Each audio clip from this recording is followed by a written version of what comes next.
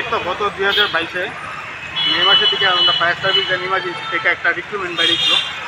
আমরা তারপরে বিভিন্ন ডিস্ট্রিক্টে ফিজিক্যাল সুস্থভাবে হয়েছে। তারপরে নেক্সট স্কুলে 2023-এ জানুয়ারি মাসে 8 তারিখে রিটেন এক্সাম হয়েছে। তারপরে আজকে 2 থেকে 2.5 বছর 3 বছর যাব দিয়েছে। বাকি যে বাইবা প্রসেস এবং ফাইনাল মিনিট লিস্ট আউটটা ওইটার কোনো খবর নেই, কোনো কিছু নেই।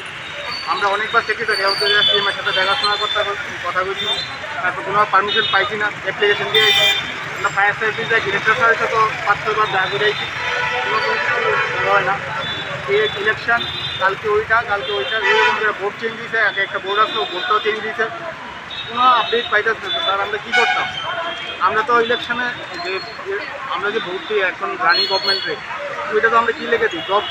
জবে আমরা ফ্রেশার্স আছি, আমরা জবের লেগেই আশাবাদী। তাহলে কিন্তু আমরা সবসময় বিভিন্ন গভর্নমেন্টের উপর আশাবাদী রেখে তো আমরা কিন্তু আমরা কতটা ধৈর্য রাখতে পারবো, কতটা আমরা ধৈর্য ধরে রাখতে পারবো? 3 বছর যাবো হয়ে গেছে কাজ।